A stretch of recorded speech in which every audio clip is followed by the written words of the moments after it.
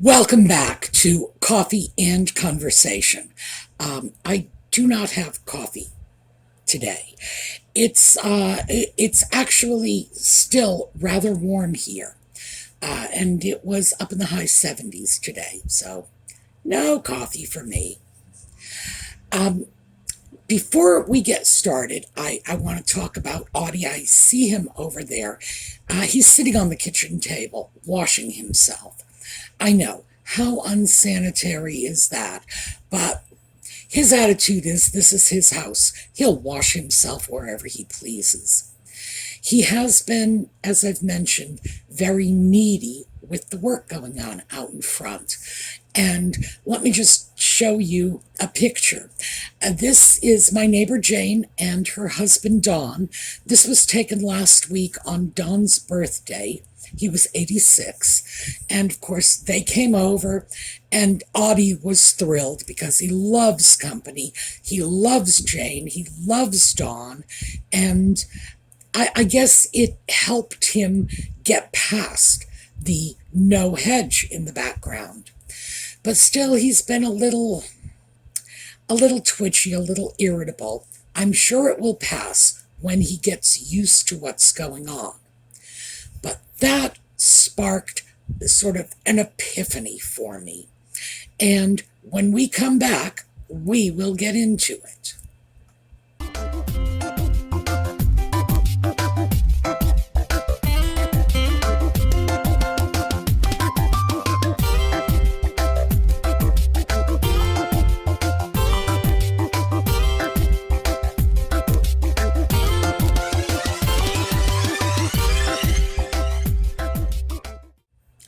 So I was thinking back to the last time Audie went through a really protracted high need period. And it was a few years ago when the dog died.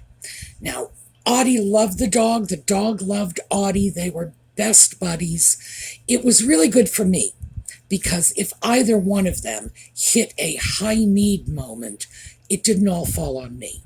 Audie was perfectly content to get cuddle from the dog, just as the dog was content to get cuddle from Audie. So it wasn't always a question of I had to drop whatever I was doing because I had an irritable or needy animal. But thinking back to that period sort of brought me mentally back to what happened when the dog died. So Audie didn't know. I have a pet crematorium that is, I was going to say it's across the street. It's not. It's across the street and two doors down. So they were here as soon as I called them. I mean, I hung up, they sent a car. Obviously, it was like a minute's drive. And they were wonderful. They took the dog, but Audie never saw that his dog was dead. I thought I was doing the right thing because if he were a small child, I wouldn't have subjected him to a dead pet. But he's not a small child, and I was anthropomorphizing my cat. He's a cat. The only way he's going to understand the dog is dead is to go over and see the dog and sniff the dog, and then he'll work it out. But I deprived him of that opportunity. And I found out about 2 weeks later when I finally got around to picking up the dog's bed, and then this is what I found underneath it. Audie had brought his favorite cat toy. That was something that Lisa from Desert Dragon Works had sent him. He loved that cat toy. He brought that and a freshly killed mouse over under the dog's bed in order to lure his dog back because he thought she just left him. So my guilt just went through the roof when I saw that. And I went into my doll room. That's where I had kept the dog's sweaters and hoodies because my dog was a very girly dog. She was a pit bull, but she thought she was a little French poodle. She loved her sweaters and her hoodies, and I would sew bells on them because she liked to jingle. She even had little boots, and she would hold her paws up for me so that I could paint her toenails. She adored being all prissy and dolled up. It was her thing. And I didn't mind. I was perfectly willing to indulge her. But I went back into that doll room afterward, and I just tore it apart. I threw things everywhere. I knocked things off shelves. I just had a full-blown temper tantrum. And that's not me. I am not a person who just goes around destroying things willy-nilly. It's been years. I understand what was going on. I was acting out of grief and anger and frustration at the death of the dog, and I just lost control. The thing is, I never went back in there and cleaned up the mess. I would go in, I would take a look at it, and I would say, no, not yet. I am not ready to deal with this. Well, it's been way too long. Way too long. So that is what I decided to deal with this morning. And I actually made a lot of progress. It is only about half as messy as it was this morning, because I just spent time organizing and just throwing stuff away mostly. Fortunately, I hadn't broken anything valuable, at least not that I've discovered yet. But I think the reason it took me so long to deal with that is because when I walk into that room, I have to address the fact that I was absolutely out of control, tossing things around willy-nilly without any regard for what I was doing. And that is so not who I want to be. That is not, I don't believe it's who I am, but it's certainly not who I want to be. Some psycho throwing things around. And going back into that room forced me to confront the fact that even though I may not be a psycho every minute of every day of my life, I do indeed have my psycho moments, like everyone does. And I think it took me a long time just to accept that, to say, okay, you had like a complete mental breakdown. It lasted 14 minutes, but you're not there anymore. Forgive yourself and move on. And I think it just took me time to do that. So that is what I am doing this weekend. And as I say, Audie's discomfort with the loss of his hedge just reminded me so much of his discomfort with the loss of his dog. And that's what brought it all back.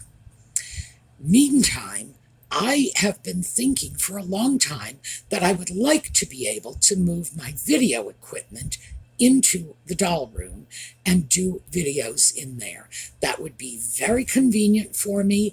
I could leave things set up permanently, as opposed to what I have to do when it's in the living room, and I actually have to put things away when I'm done. No, I can just go in there and knock myself out, and I don't have to pack everything up when I'm done. So this will give me some benefit at the end of the day. Well, it'll be the end of the week, because I'm through cleaning in there today.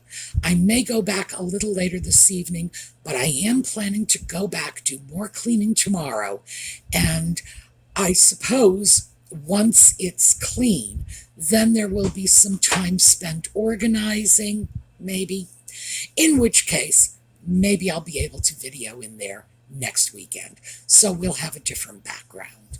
But that's what brought, see, isn't this amazing? This is only supposed to be an intro to what's going on, but it turns out it's this whole mini drama all on its own. That's what brought me to the topic of today's video, which is letting things go, accepting that there are things in our lives that were valuable to us at one time in the past, but are no longer valuable to us now, and we need to say goodbye to them. So I started working on a bit of a list, and this is largely things that I found in the doll room, just, the mess in there. Oh, I did not photograph it, by the way. I'm glad I didn't. It would have simply been far too embarrassing. That's one of those things that if I did have a photograph, I would clutch it to my chest and say, I will die on this hill. No one is ever going to see this. So I will bring you in when it's organized, and I will let you see what it looks like when it's clean. But that mess, no. It lives forever in my memory, but fortunately, that's the only place it's living. So some of the things that I was taking a look at in there was, I was stuff that I need to throw away. And let me start with clothing that doesn't fit. And we all have things like that, clothing that doesn't fit. It's from a time in our past. And a lot of us will hang on to this. I know I will. I remember these are all from my own pack ratting in there. I get this notion that maybe it'll fit again.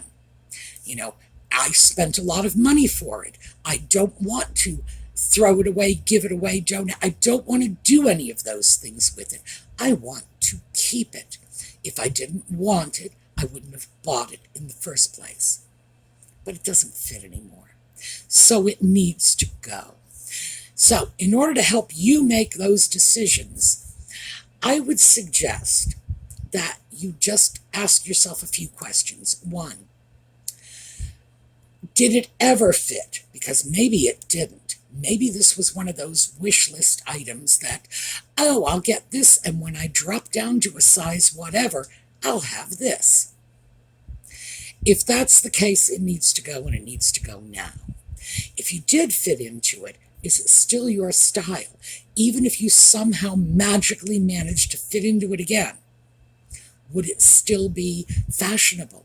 Would it still be you? And finally, how likely is it that you really are going to fit into this again?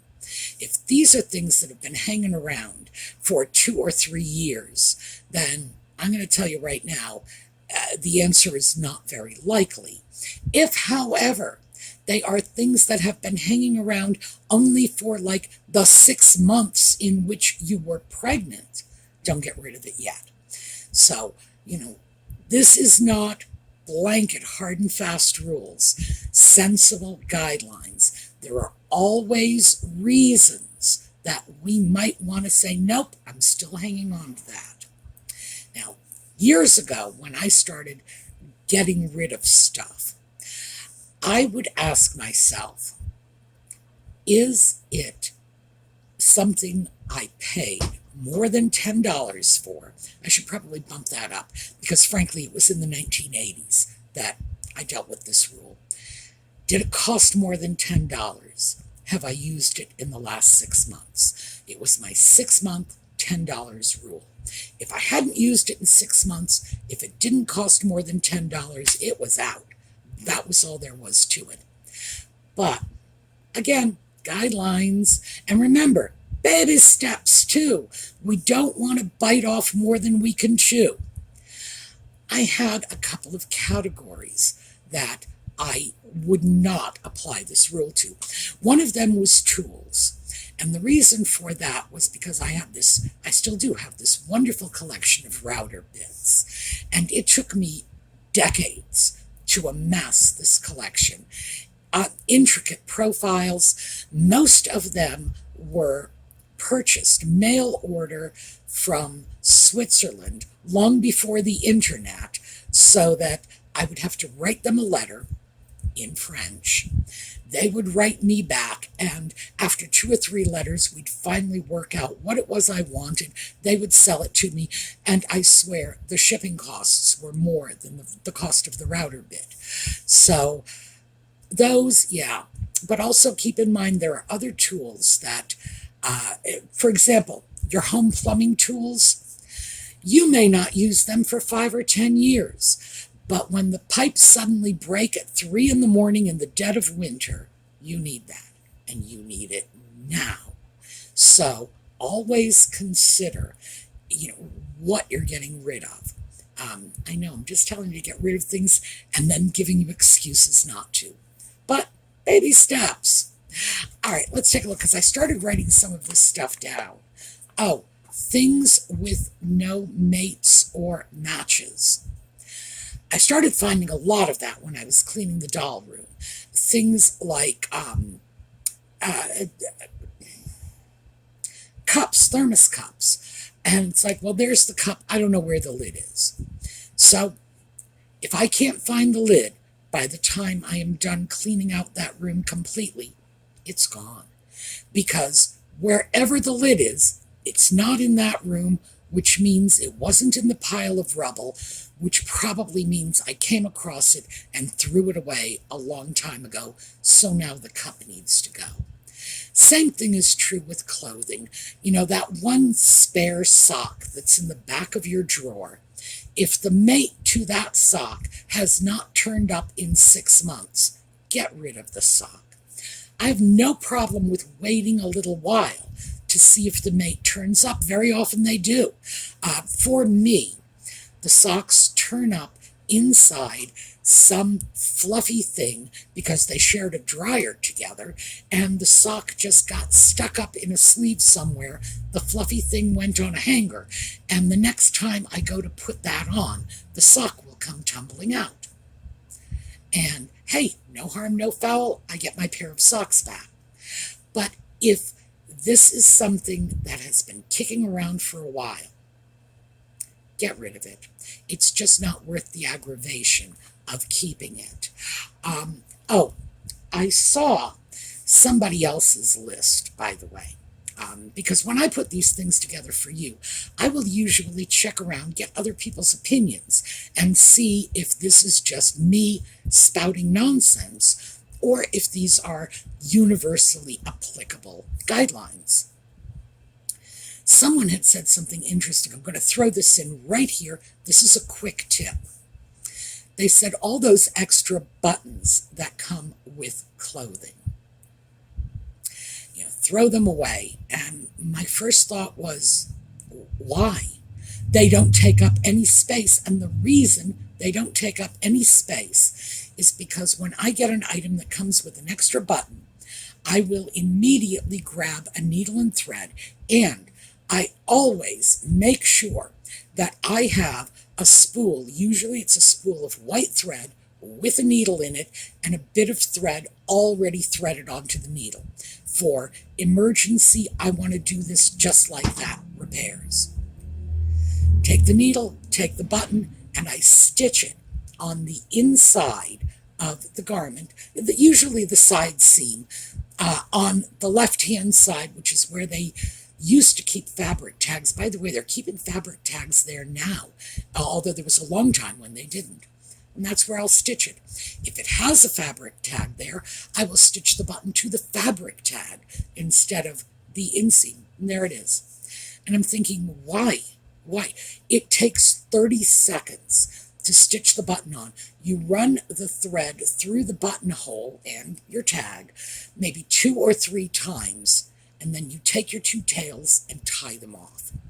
It's very secure, and it's exactly where you need it. So that was a suggestion that I would say, no, don't throw away your extra buttons. They're there because you might need them, and ordinarily they only do this when it's decorative or unusual buttons.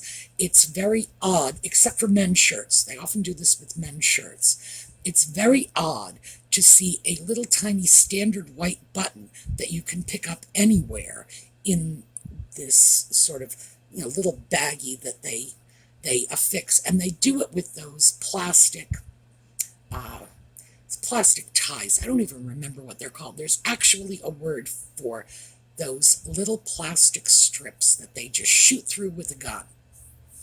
I'll have to go look that up because I know there is a term for that, and for some reason it's just not in my head today. Anyway, so enough about extra buttons.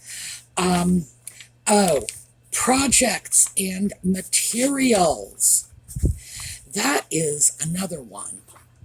I found a lot of things that I had gotten for projects that I had never made. I saw a few projects that are not completed, and I just looked at myself and said, am I going to complete this project in the next 3 months? Well, the answer was no, right across the board. They are all gone. I really need not only to weed that stuff out of a space I'm trying to clean, but I need to take that pressure off my shoulders. When I see a lot of unfinished projects, I begin to feel very pressured. And because, I should be finishing them. I would like not to feel that way. Now, ordinarily, my solution would be, well, finish the project. No, I need to stop doing that. I need to give myself permission to say, well, this project did not materialize, and get rid of it. Let's see, what else? Expired stuff. Makeup, perfume, household cleaners, some of them will have an expiration date on them. I found a bleach pen, for example. Who would have thought bleach expires? Well, those little plastic bleach pens do. They can harden and stiffen, and they're no longer useful anymore. I know I have cleaners in the bathroom, and these are cleaners I don't use all the time, and they're still in there, but I start shaking the bottle, and it sounds like curdled milk. I need to get rid of that and buy something new, because obviously the contents have separated into layers, and I don't think they are ever going to remix properly. A lot of things have expiration dates. When you've hit that point, get rid of it. With makeup. With makeup, it can be super important. Now, I am imagining that you have all heard the so-called urban legend of someone using expired eye makeup and losing their sight as a result. No, that is not an urban legend.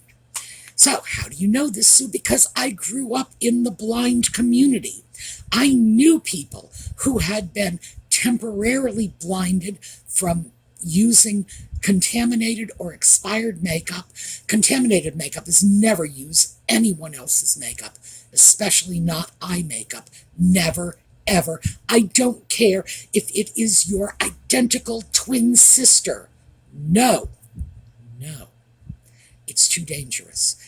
Unless, of course, you figure, hey, I'll just go blind for a while. That'll be fun. Really? It's not a myth. I have known people this has happened to.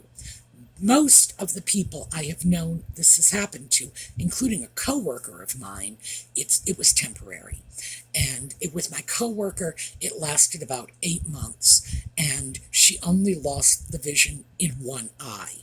So, boy, did she ever get lucky. I knew other people whose vision never returned. So, yeah, expired makeup, throw it away.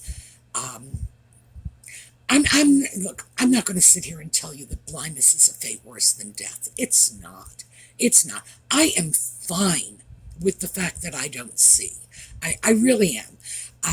This is not like, oh, look how awful it is, because I don't find it that awful. But I am telling you that if you have your choice to avoid it by throwing away a tube of mascara, for heaven's sake, throw away the mascara. Just let's not be stupid about this. So any expired cosmetics, dump it fast. Some things like cleansers, and especially the more caustic face cleansers, you just don't know what's going to happen when those chemicals start to separate, because some of the chemicals in those cleansers have been approved for consumer use only in the very small amounts that you might find when they are mixed in with other ingredients. But if that starts separating and you start getting a handful of some of those caustic chemicals, yeah, you could do yourself harm. So check your expiration dates. By the way, check your expiration dates in the refrigerator too. And let's throw in kitchen cabinet cleaning. Every once in a while, you should clean out your kitchen cabinets. I think everybody should do this once a year. Just go in, take a look at something. If it's been sitting in the back of the cabinet for a year, throw it away. You really don't want to be eating year-old food. I will go into my cabinet sometimes and I will be looking at things saying, this expired in 2013. What is it doing here? Actually, it happens to me more often than I'd like to admit. Throw it away. Just really throw it away. And I would be willing to bet that 9 out of 10 of us could go into our refrigerators or our cabinets and find at least one, probably more than one, item that is long past its expiration date. Throw it out. Now, although it is true that most items can be used after their sell-by date, when we talk about after, that's like a month or two. It is not a year or two. So, let's just be reasonable about this. Let's see where we were on our list. Oh, broken bits. And I kind of throw this in with projects because I was coming across things that were broken, not in my temper tantrum. They'd been broken before, but they were in that doll room waiting to be repaired. And if you haven't gotten around to repairing them in 6 months, you're probably not going to. Time to say goodbye to those. And I think of that in connection with projects because it's the same mentality. It's something that is waiting for your attention, and it's not just taking up space while it's waiting for your attention. It's taking up space in your brain by creating that sense of pressure to get it done. Every time you look at it, you think, I need to get around to that. And then you will walk away and say, gee, I'm a bad person for not getting around to that. And it really does start to erode our self-image if we are surrounded by our failures. We need to be surrounded by our successes. That is how we should be identifying ourselves, not by the projects we haven't finished or, the coffee cups that we haven't glued back together, but we should have. So consider that and do yourself a favor. Old tech. My goodness. I found so much old tech in that room. I found an entire box of old cell phones because I had thrown them in. The ex-Mr. Sue had a cousin who liked to play with old cell phones, and I got into the habit of saving them, thinking, we'll bring them to his cousin. His cousin is out of high school now. He is not going to be playing with old cell phones anymore. But I'm still living back in the good old days where, we need to save that for the cousin because he plays with this. Now, he's a grown man. He's not playing with anything anymore. Time for me to say goodbye and let them go. So, yeah. Technology. I found cords to things, I don't even know what they are. No idea what that cord goes to. Whatever it is, it has been working perfectly fine without that cord. So I guess it doesn't need it after all. So yeah, the technology. But what I want to say, because we're hitting that half-hour mark again, and I don't want to keep going over and stealing your valuable time away from the other things you're doing with your life. Give yourself some cheats on this, like that whole 6-month $10 rule where I allowed myself the router bits. If you have something in your closet that you really love and you are not ready to part with it yet, even though it doesn't fit you, hang on to it for a while. get rid of it when you're comfortable getting rid of it. It's like you don't have to do everything, by the book and to the letter every minute of every day. We are allowed to give ourselves some space. Before I go, I do want to add one final, and because this is a hard category for everyone, gifts. There are a lot of people who just cannot bear to part with a gift because it has great sentiment. And I am one of them. I've got all kinds of things that I'm like, no, that's mine. That was given to me. I'm keeping that. That is mine. I get very, very possessive about my gifts. And I hope to break free of that a little, because people who give me things want me to be happy with it. That's why they're giving it to me. And if I can pass that off to someone else, and here is how I justify it, I am not only helping someone else, but I am allowing the person who gave me that gift to make yet another person happy. So all the joy I got, and then it's all the joy someone else is getting too, which is why they gave me the gift in the first place, because they wanted to make me happy. And we're multiplying that by letting them make yet someone else equally happy. So that's what I am working on, because I'm reluctant to part with gifts no matter what. Just doesn't matter. It's like I will have some, I'm like a kid carting around that old stuffed animal with no eyes and stuffing falling out of the paws. Yeah, that's the way I am with gifts. So this, I'm finally going to stop here, because I know we've gone past our half-hour mark. So we are going to pick up with this again tomorrow. I hope to be able to bring you more news of more progress on the doll room. But regardless, hopefully this will help you deal with the letting go, because I think for a lot of us, that is a major struggle. All right, we are going to take a look at a slideshow on the way out, and I will see you all tomorrow. In the meantime, have a terrific day.